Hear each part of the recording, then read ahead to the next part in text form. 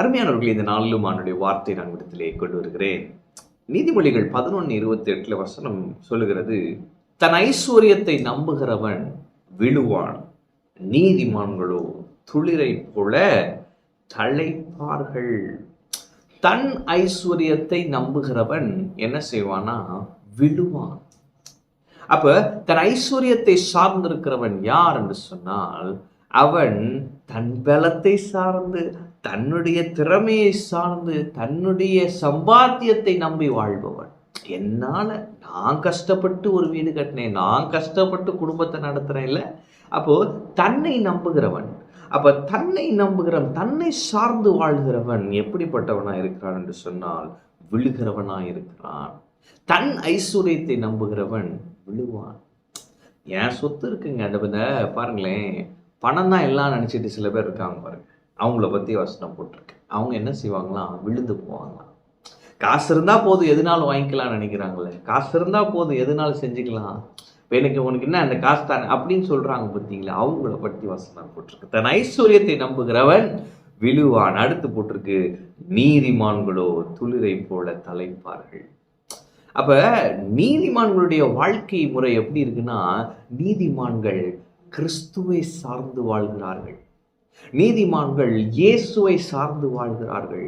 அவர்கள் தங்களை சார்ந்து அல்ல, தேவனை சார்ந்து வாழ்கிறார்கள்.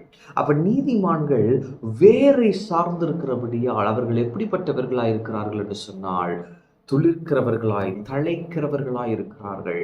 ஆமென். துளிரை போல தழைப்பார்கள்னா என்னன்னா, வளர்ச்சி அடைந்து கொண்டே போவார்கள். ஆமென். அப்ப நீங்களும் நானும் நீதிமான்களா இருக்கிறோம். கிறிஸ்துவுக்குள் நீங்களும் நானும் நீதிமான்களா இருக்கிறோம். இயேசு கிறிஸ்து தம்முடைய இரத்தத்தினாலே நம்மை நீதிமான்களாக்கி இருக்கிறார். அப்ப நாம் இயேசுவை சார்ந்தவர்களாய், இயேசுவை சார்ந்து வாழ்கிறவர்களாய் இருக்கிறோம்.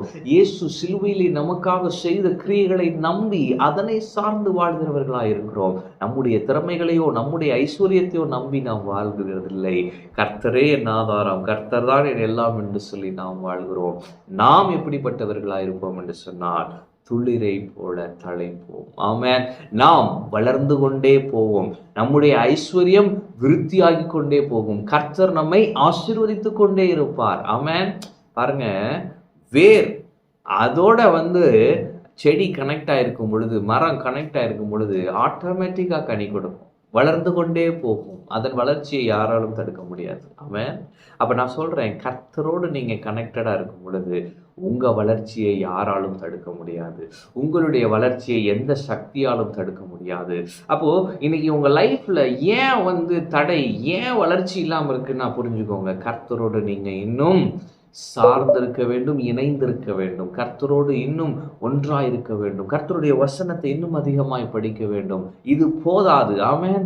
அப்ப நீதிமான்கள் கர்த்தரை சார்ந்து வாழ்கிறார்கள். தன் ஐஸ்வர்யத்தை சார்ந்து வாழ்கிறவன் விழுவான், ஆனால் கர்த்தரை சார்ந்து வாழ்கிறவனோ துளிரை போல தழைப்பான், வளர்ச்சி அடைந்து கொண்டே போவான், விருத்தி அடைந்து கொண்டே போவான், கனி கொடுத்து கொண்டே இருப்பான், செல்வ செழிப்புலே அவன் வாழ்வான். அவன் ஐஸ்வர்யத்தை சார்ந்து வாழவில்லை, ஐஸ்வர்ய சம்பனரை சார்ந்து வாழ்கிறான். எனவே அவன் துளிரை போல தழைப்பான், சாட்சியுள்ள வாழ்க்கை வாழ்வான். உங்களை பற்றித்தான் சொல்லுகிறேன். நீங்கள் துளிரை போல் தழைப்பீர்கள். ஆம், என் கர்த்தர் உங்களோடு இருக்கிறார். கர்த்தர் உம்மை ஆசீர்வதிப்பார்.